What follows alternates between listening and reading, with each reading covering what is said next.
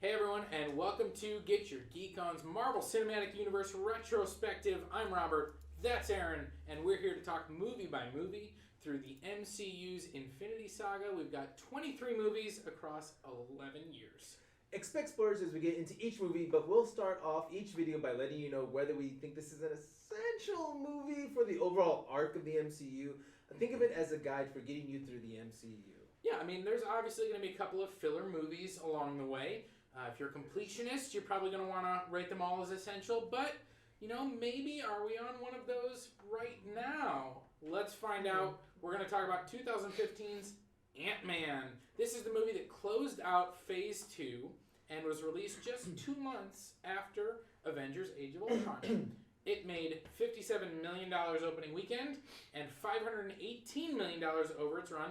It was the lowest grossing MCU movie since the first Captain America, but still very successful. Yeah. Ant-Man was directed by Peyton Reed, and it stars Paul Rudd, Michael Douglas, Evangeline Lilly, Corey Stoll, Michael Pena, and includes some short scenes from MCU alums like Anthony Mackie, Haley Atwell, and John Slattery. So, let's get started. Is this movie essential, Aaron? I would say as much as I want to say it is, it really isn't. No. It has no true connection to anything, really. Yeah, I mean, there's definitely some concepts that are explored that matter later on in the MCU. Yeah. But you could skip this movie and not miss much. But I don't recommend skipping it, though, because it is hilarious. Well, we'll get there. But in terms of whether it's essential, it's not, unfortunately. Not at all. You can literally just skip right over this. All right, so let's think about where we were at for this movie. Coming into this movie, the expectations, what I remember, is that this movie was actually in development even before Iron Man was. Right. They were talking about this movie in the mid-2000s. Edgar Wright, who is known for comedies like Shaun of the Dead and Hot Fuzz, cult comic book movie Scott Pilgrim vs. the World, he did those movies. He was going to direct an Ant-Man movie, right? And they were trying to figure it out. They were trying to work through it. Meanwhile, the MCU was being born. Iron Man, the Hulk, Captain America, the Avengers, and all of a sudden, Marvel had this huge interconnected universe on their hands, and they went, okay, Ant-Man, you're going to fit in. And Edgar Wright was like, that's not the movie I wanted to do. So they parted ways. No longer Edgar Wright doing the movie. Peyton Reed came on board. And, there's some speculation. I guess about 50% of the movie is kind of what the original vision was, and 50% came kind of later on. But, there was a lot of production kind of things going on with this movie. I think that, again, what I remember after, as this movie was coming out was just like Guardians of the Galaxy was going to be the MCU's first failure. Now it was going to be Ant-Man. Yeah. It's going to be the MCU's first failure. So that's what I remember. What do you remember leading up to this movie? I remember everyone at first was kind of confused why Paul Rudd. I mean, don't get me wrong, he's been around for a while, he's done a lot, he's a big actor. I mean, semi-big actor, I would say, because I never considered him an A-list celebrity at this point. Sure. So people were confused why they went that route. Yeah. And I remember the same thing. It's like, nope, Guardians didn't fail. But you know what this one is? This one is going to fail for sure. No one's heard of Ant-Man. Yeah, little known character. Why are they doing a comedy? Yeah. Like, all the trailers were very comedic in nature. Obviously, you have Paul Rudd.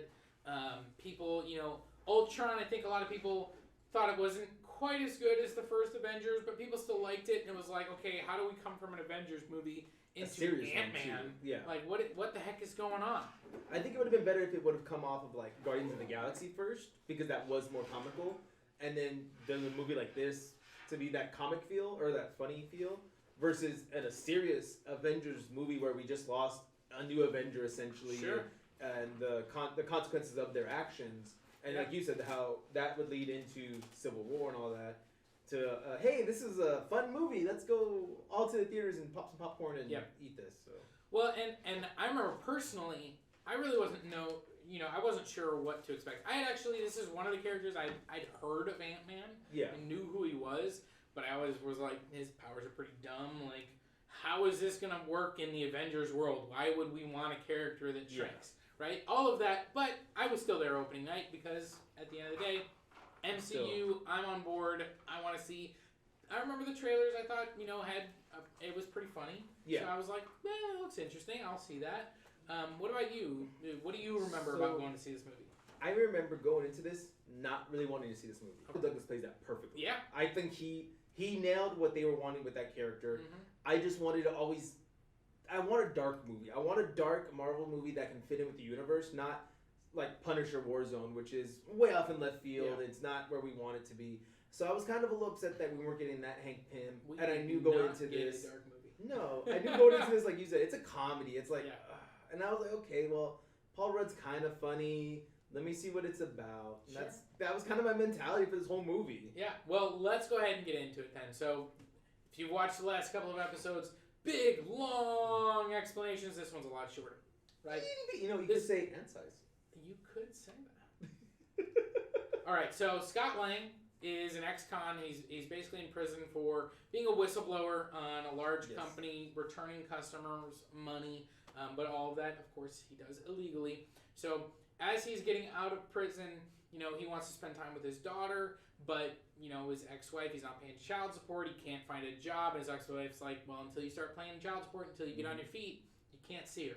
And so, he's desperate, he wants to see his daughter, right? He wants to spend time with his daughter, so he agrees he's going to help his friend Luis, he's going to rob a house, right? The heist goes off without a hitch. He gets in there, he gets in the safe, but there's no gold, there's no money, there's no jewels, there's a suit. A motorcycle suit. He thinks it's a motorcycle suit, right? It turns out it's the Ant-Man suit. The whole thing was orchestrated by Hank Pym, the original Ant-Man. And he did this because he needs Scott's help to infiltrate his old company, Pym Technologies, destroy the Yellow Jacket technology that's based on his own invention, right? Meanwhile, Hank's daughter, Hope, also ends up getting roped into this. She helps Scott as he's training for his mission. He does encounter the Falcon while he's training in his mission, so we get a little tie-in there with the Avengers. Basically, the movie goes on during the heist, during the climax. Scott he battles our villain.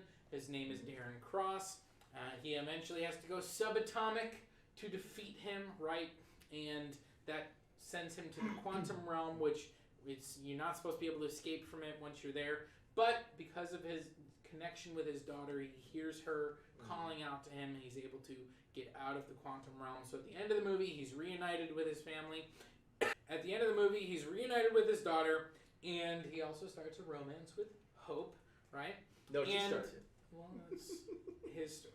It's also revealed that the Falcon is looking to get in touch with him, right? And meanwhile, Hank, believing that he has lost his wife to the quantum realm and that she's dead, now starts to think that, well, maybe she's still out there, maybe we can save her, right? So we get that. That's the end of the movie, right? So it's pretty short and sweet, but, as much as there's not a whole lot to talk about necessarily plot-wise, right? What'd you think of the movie overall? Overall, after watching it, especially this time, a couple of things kind of stuck out with me this time around. Yeah. When I first watched it, I felt like there was a lot of throwaway lines, but watching it again, some of the lines actually tied into each other. Mm-hmm. So, for instance, in the very beginning, we open up with, like you said, Paul Rudd's in jail. Yeah. He's getting out, and it seems like he's fighting somebody. And it was just a ritual of like, oh, you're getting out. Yeah. Punches the guy knocks him on his butt, and he's leaving the penitentiary, I guess, and he sees Luis there. Yeah. Mm-hmm. And Luis comments, and I thought it was just such a throwaway line, how he's like, oh yeah, Bambi only knocked him out. Yeah. And I was like, oh, haha, funny. It comes back. But it comes back because he's literally knocking the people out left and right with the right hook. Exactly. Like, oh, okay. So I do like that there wasn't really just a throwaway line. It's just, give me a minute. Okay, here's why I said this. Yeah. So I actually liked that part. I think overall the movie, the comedy for the most part was on point. Yeah, it's a funny movie. The villain, I think it's another one of those forgettable villains. And really, the whole movie is kind of forgettable. Yes. Like, it's a fun movie. Yeah. It's fun to watch. It's enjoyable to watch. It's funny. There's some really cool visuals in this movie that I definitely want to talk about. But overall, it's a fun movie. For me, the stakes are low enough that it's kind of, you don't always have to, the world doesn't have to be ending every time, right? Exactly. But it's a fun movie. It's good. It's not great, but it's good. I like it. I like it. There's like Guardians, it pokes fun itself too. Sure. So, what stands out to you? Any standout scenes, any standout performances that you wanted to talk about? The one that surprised me was Luis. Yeah, Michael Pena. Yeah. He surprised me, honestly. He steals every scene he's in. Oh my god. The scenes where he's telling the stories and it's cutting away to other people as they're mouthing, which, the first time it's used really well, as he's kind of explaining how they got the tip. But then the last time it's used, I think it's even better. As they're wrapping up the movie, you get your Stanley cameo in there. You get the Falcon and the reporters talking about we got people that walk on walls. We got people, Spider-Man so a little bit of a Spider-Man reference there. Which at the time this movie came out, they actually still weren't sure that they were going to be able to use Spider-Man. I think they had kind of worked on it. The next movie that comes out is Captain America: Civil War, which Spider-Man is in. But that was about 10 months after this movie, so there was it still hadn't been announced that Spider-Man was going to be in the universe. Exactly. So that was a pretty cool throwaway line. It really wasn't a throwaway. It wasn't. It comes back later. Everything comes back later. Yeah. And like I said, that was like the standout performance was him. He did really steal every scene he was in. I did like the subatomic part where they do show off the different universes. Yep. And there is a tie-in to Doctor Strange in that one. Yeah. With the Mirrorverse, it looks like. And really, all of the shrinking tech is really cool. The effect that they use as he shrinks down is cool. The visuals are really cool. Peyton Reed, who directed this movie, actually directed the first original Honey, I Shrunk the Kids. Really? And so I didn't know that. It's kind of a cool tie-in. Yeah. That, like he's already made movies where it's, tiny people in the normal world. And so it was kind of cool to have that. You could see there's definitely some cool physical comedy. I like, you always talk about Easter eggs. One of my favorite Easter eggs in this is the first time he puts on the suit and he ends up, leaving the building and he lands on top of the car. And the guy that's in the car is... I'm trying to remember his name now. I gotta look it up here real quick. It's Garrett Morris, and he was a Saturday Night Live actor who played Ant-Man in a Saturday Night Live skit. Oh, that's cute. So he's the first live-action Ant-Man ever is Garrett Morris, who's sitting in the car, and he's like, what the? So, I didn't know that. Yeah, so that's like one of my cool little Easter eggs that's in this movie. That's funny. Is the original Ant-Man, the first live-action Ant-Man, and it was a comedy skit. One of my favorite scenes is, kind of that end battle in the bedroom. It's really inventive. Like, a lot of these kind of final climactic battles in these movies are kind of boring. They're just like, oh, it's two people punching one another, but... With this, the characters of Yellow Jacket and Ant-Man, how they're shrinking and they're growing in size and they're battling, and that moment that they're on the little toy train and it's like he's like, oh, it's gonna hit him, and then it cuts back to like what the little girl sees. Yeah, and it's just like the train is just like it's just like, and it's like it's really funny, but it's also really like you feel the characters in the moment, like that's kind of perilous to them. But it's also like you back out and it's like, oh, they're this big. Yeah. It was really funny. I think that's a really inventive scene. I think for the camera work for that scene was just amazing. How they were, like you said, they cut it just at the right time to do the, okay, I'm big on small, I'm big on small, I'm big on small, and then you do the, oh yeah, we're going to poke fun at ourselves. Just real quick, here's a shot from what the kid's seeing. Like, just random lights and a train just falling over. Like, you don't even see when it hits. And there's some of those jokes that, are clever but not really funny. Right. Like... when they're locked in the briefcase and he's like, I'm going to disintegrate you. And it's like, disintegration by the cure is planned. So and it's like, okay. It's clever, but it's also, it's like, okay, that was kind of a dumb joke. But there's a lot of funny jokes in this movie. There's a lot of funny moments in this movie. Yes. Especially with Paul Rudd. I definitely want to talk about him. When he first is being told about, what the plan is. And he's like, our first move should be to call the Avengers. And you're like, thank you. That's exactly what it should be. What a normal person would think. It totally makes sense. Or even when he ends up encountering Falcon and he's like, I'm Ant-Man. You haven't heard of me? No, you wouldn't have heard of me. And he's just like trying to talk his way out of it, like, and obviously totally out of his depth and not being able to. So yeah, I think that he's really funny in this movie. I think that. He does a good job as Ant-Man, as that character of Scott Lang, and certainly, is a character that, as it's gone on, I think that he's a very endearing character, and people have really started to connect to. Also, maybe revisit Scott Lang Ant-Man versus Hank Pym, where Hank Pym was more about himself, Scott Lang is more about his daughter. So I think, movie-wise, this was a good choice because now, starting Phase 2, hey, if you don't know anything about comics and this is the first movie you watch, you're going to have a good laugh. Yeah. You're going to get a bunch of tie-ins to these other movies that's like, well, why was this? Who's this Falcon guy? Yeah. Oh, let me go watch these other movies now. Sure. And I think they did it perfectly. Well, and I definitely think, as much as this movie's really funny, it has some really poignant moments too. I think one of my favorite lines in the movie is, kind of Hope and throughout the movie is like, why isn't it me? Why can't I put on a suit? I can do it. I know the moves. I know the suit. I know the company. I can do this. And you get this whole back and forth where, Hank doesn't want her to do it because it's too dangerous. Yeah. He hasn't told her that he lost his wife. How Basically, he lost her. with her being in a suit, he kind of uses this excuse that plane crash, it messed up, and putting on the suit messes me up, and you kind of go through this whole thing, and there's this really sweet moment where Scott and Hope then have their conversation, and Scott's like, well, it's because he loves you, and I'm expendable, but he'd rather lose this fight than lose you. Exactly. And I really like that line, and it's.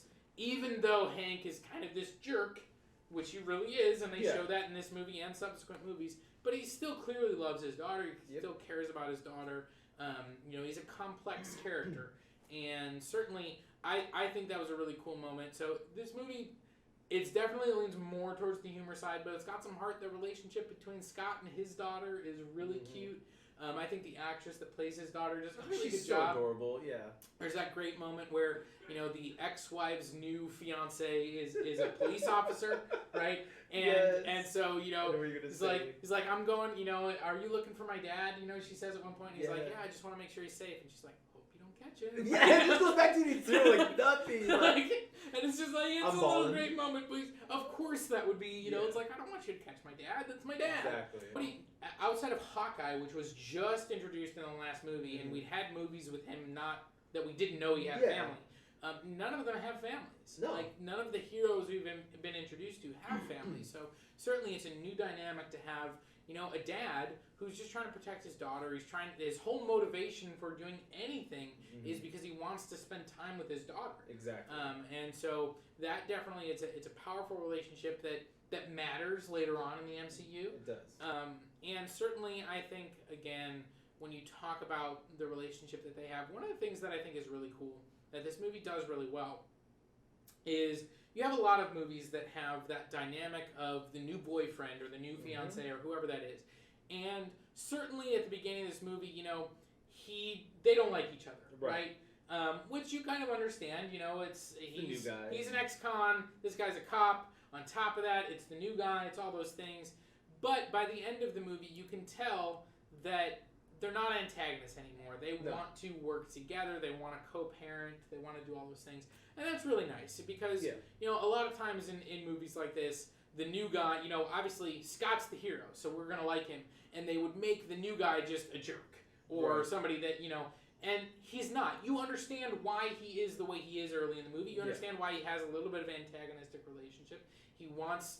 the girl that now he's acting as a dad to, he wants her to have her dad be someone to look up to. So stop being a criminal. Stop doing these things. You understand why he's feeling that way. And by the end of the movie, where they now understand one another, I thought that was really sweet and really cool as well. It was. I think it was such a touching moment, especially when they're both sitting at the table and he finally says, oh, well, you were processed right. Everything's fine with you. And basically giving him that second chance, which throughout this whole movie, it's said a couple of times. Hank Pym tells him, about the second chance, if you see one, you should just take it. Yeah.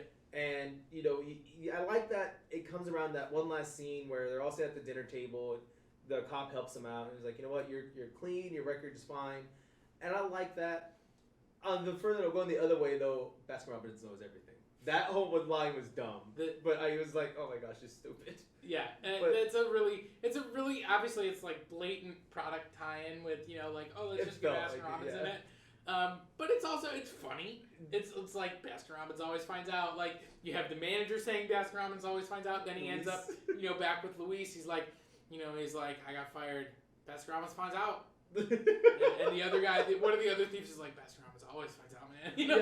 And you're like, what is this running gag that's going on? Like, it only lasts for like that 3 minutes. Yeah. But it's pretty fun. They got their product placement money, though. Baskin Robbins always finds out. They always find out. Hashtag Baskin Robbins finds out. He is. And Ant-Man was, in the comics, one of the original Avengers. Yes. So it was kind of cool in this movie to see that Ant-Man was active in that period in between Captain America: The First Avenger and the 90s when we get Captain Marvel, which of course hasn't happened yet, but that kind of gap up to Iron Man. It was they're starting to fill that in a little bit. We get Ant-Man as an agent or a soldier, as they call him, with S.H.I.E.L.D. And we get some kind of old footage of Ant-Man doing some things back in the day. So that was kind of cool. Get to see Michael Douglas throw a couple right hooks in the movie even. Yeah. And I was laughing at that. Like you said, it does comment on the angry issues he has as he punches the guy right in front of Howard Stark. Yeah, well, he smashes his head on the table and breaks his nose. Oh yeah, smashes his head because then he punches Cross in the face. He punches the villain. Such a stupid. See that? Honestly, that's the one I didn't like. I think when he punches Cross, he's like, "Wow, I was expecting that to be nothing because you're old." And it's just he didn't hit it. He didn't hit the mark. Yeah, and again, the villain is forgettable though. I don't think we've mentioned him more than 3 times in this. No, and that's. I as I was even writing up the synopsis, I was like, do I have to mention the villain? I guess sort of, but it's very forgettable, and that's okay. Again, these movies are about the heroes. That's kind of Marvel's formula. So it's true. He reminded me too much of the Ironmonger though, because same bald look, same classy suit, almost the same power moves. Yeah. I was like, you're just. I'm gonna go watch Iron Man again. But Ant-Man's a good movie. It is. It's just funny. It's not going to be known for its villain. Nope. Right? Nope. So, all right. As we talk about this movie, the Infinity Saga and how it fits into the overall arc, it fits in perfectly. It does. It's just you could take it out and the arc would still be fine. Yep. It fits in very well. It plays well with everything else. You get a nice, little Falcon cameo that's in there. We introduce a character and some technologies that become really important in Avengers Endgame. But that stuff is explained in other movies, so you don't have to get it here. And of course, there's no Infinity Stones. So, what about do you feel the same way? Is there anything that I missed? No, I think you hit it on the dot. I mean, like you said, this is a movie that it fits in a little slither of everything that if you watch it, it's cool to get that little bit of information. But if you do, like you said, if you take it out, you're not going to notice that little slither when you pull away from the grand scheme of things. So I agree with you. It's a fun movie to watch. Pop a drink open, pop some popcorn, and just chill and enjoy the show essentially. And with that being said, on this rewatch, did it change your opinion at all? Or are you still kind of the same as you were the first time you saw it? I enjoyed it a little bit more now that like I said after the second watch, how some of these one-liners tied in not only to this movie but down the road, like you said. I really actually enjoyed just a tad more, not a lot more, because again, there are some scenes that are great with cinematography. They did a great job on the graphics. There was a couple scenes where I was a little unhappy with what they did, but that's just the media side of me kicking in, and I did push that aside enough to be like, you know what, it's still funny enough for me not to give it a hang on it. Yeah, I think for me, I remember the first time I saw it, I was really pleasantly surprised. Exactly. I enjoyed it. I remember I had a friend who, is big comic book fan. He loves all these movies, and he was like, "Well, I'm not going to see that movie. Ant-Man sucks." And I remember I saw the movie and I was like, "No, you'd like it." And he's like, "No, I'm not going to see that movie. That movie sucks. Ant-Man sucks." And I was like, "No, you would like it. You'd enjoy it." And it was maybe a month later, he finally went to go see it, and he was like, "I really liked it." I'm like, "I told you." I was like, "I know you would like it." It's a fun movie. I think that for me, revisiting this movie, some of the things it was like, oh man, that was so much fun to revisit. Like the stuff with Michael Pena was much fun. Some of the inventive action scenes were so much fun to revisit.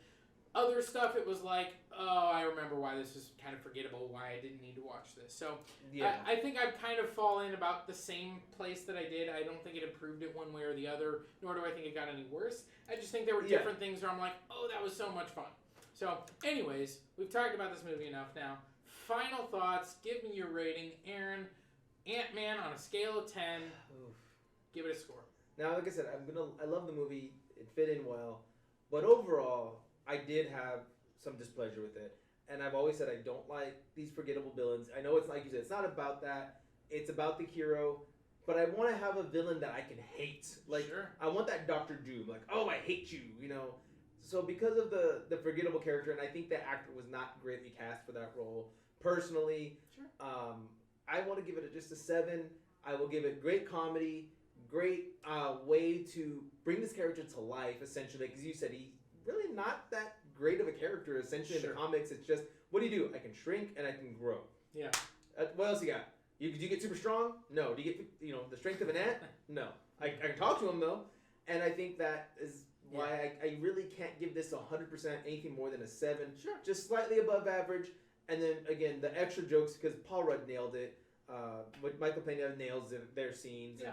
And, again, even and no offense to the actress, I can't remember her name. Evangeline Lilly. Yeah, she kind of misses it too herself. I'm not a big fan of her in this movie. I think she's better in other movies. Yes. That we'll get to. But I don't really like her in this movie. And I think it's mainly the writing. I don't think it's the acting. Yeah. That character doesn't have a lot to do in this movie. No. And the stuff that she does is kind of dry. She definitely is the straight man in this movie, and at times that really I don't particularly enjoy it. Yeah. So because of her and the villain, I have to rate it low. What about you? What's your rating on this? So actually, I'm going to come in lower than you. I think as much as I think this is an enjoyable, fun movie, it's fluffy. There's not a lot of substance to it. And when it comes to the MCU, I'm grading these kind of in comparison with one another. Yeah. And if it doesn't matter, that hurts it. That's true. And as much as I like this movie, it doesn't matter. And so it hurts it for me. So overall, even though it's still a good movie and I still enjoy it, I'm going to give it a 6 out of 10. And still respectable, though. I think it's still a positive movie. It's still one that I will go back and revisit again in a few years, maybe. Yeah. But it's not one that I'm going to watch on repeat over and over and over again. It's definitely it's one. Okay. Yeah, it's definitely one. Once your daughter's older, she can enjoy it with you. Yeah, and I think that's how I feel. Like me and my daughter watched it, yeah, and she enjoyed it a little bit, but she came in after I was halfway through it. Yeah. So I may wait like another year or two and hey, let's watch this movie together. And that's kind of where I see it. All right. So what do you guys think? Did you love Ant-Man? Do you hate Ant-Man? Do you think it's really a funny movie and it's 10 out of 10? Do you think it's 2 out of 10? It's the worst movie in the MCU. Let us know in the comments. Like, comment, subscribe. We're continuing to go through these movies. Next up is Captain America Civil War. That's a big one. So tune in next time, guys. Again, for Get Your Geek On, I'm Robert. That's Aaron. And we want to know what makes you geek. Let us know down in the comments. And we'll talk to you later.